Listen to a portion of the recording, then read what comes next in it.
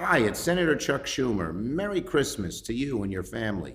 And I want to thank my good friend, the Reverend James Simmons, for inviting me to bring Christmas greetings to all of you, the incredible congregation of Baber AME Church.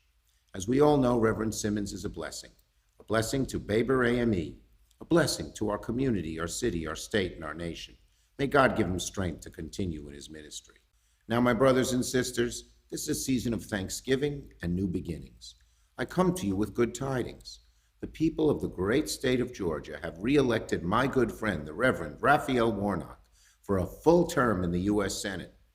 I was proud to be the one who originally recruited the Reverend to run for office. Years ago, I approached Stacey Abrams and asked her to run for the seat. She said she didn't want to run. She was interested in the governor's race, but there was somebody even better than her. She, of course, was talking about the Reverend Raphael Warnock, and boy, was she right. Senator Warnock is such an important voice in Washington. These days, it can feel an awful lot like the political arena is dominated by the loudest and most extreme voices. But Senator Warnock, with his faith and strength, cuts through all of that with the righteous clarity of his convictions. You'd expect nothing less from the senior pastor of the Ebenezer Baptist Church, the esteemed former pulpit of Dr. Martin Luther King Jr. Senator Warnock and I have worked together on so many important issues, like capping the cost of insulin and other prescription drugs for seniors on Medicare, which we achieved through the Inflation Reduction Act earlier this year. With Senator Warnock's election, I am proud and honored to say that I will once again serve as your majority leader, and this time with a 51-49 majority. That's one more seat than the Democrats had before, no longer 50-50, so praise God. And I will be joined across the U.S. Capitol by my good friend, Hakeem Jeffries, who was elected by his colleagues in Congress to lead the House of Representatives Democratic Caucus. Two Brooklynites running the Democratic sides of the Congress, Chuck Schumer of the Senate and Hakeem Jeffries of the House.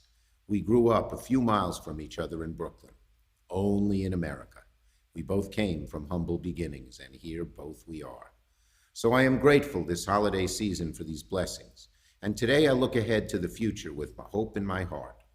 Right now in Washington, we're working hard to negotiate a budget for the government that will deliver real investments in our communities and improve the lives of working people. At the same time, we're also working to confirm more of President Biden's nominees to the judicial bench. Over the last 2 years, we have confirmed a record 96 judicial nominees, including the great Supreme Court Justice, Ketanji Brown Jackson, the first African-American woman to ever serve on the court.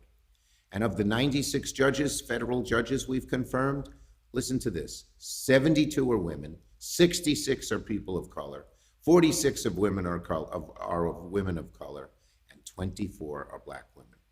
We've never had a new class of judges that brings so much diversity, variety, and dynamism in a single 2-year stretch. And when the courts look like America, they can act more on behalf of America. And crucially, this also includes professional diversity. For the first time, civil rights lawyers, public defenders, election attorneys, immigration lawyers, not just lawyers from fancy big corporate firms. That means a fairer and more balanced judicial system that reflects our diversity and vibrancy in America. Looking ahead to the next 2 years in the Senate, this will remain a priority for me, as it has throughout my whole career in elected office, to raise up people who have been discriminated against into positions of power.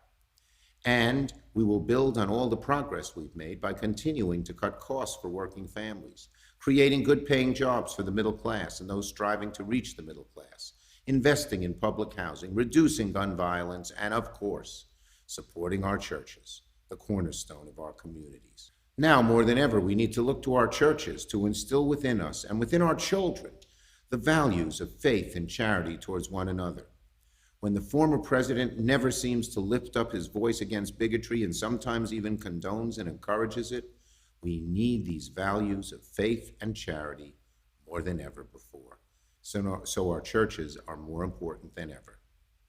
My brothers and sisters, it can be a little hard to see the light when we're surrounded by much darkness, but if the Nativity story teaches us anything, it's that if you're willing to hold on to hope with patience and persistence, a brighter day will come.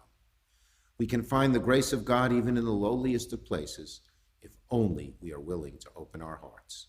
Like the three magi following the Star of Bethlehem all the way to the holy manger, let us all keep the faith. And as your senator and the Senate Majority Leader, I will continue to do everything in my power to honor that faith by making New York and America a better place for all. So once again, Merry Christmas, Happy New Year to you and your family. May God bless all of you. God bless Reverend Simmons. God bless Baber AME Church. God bless the United States of America.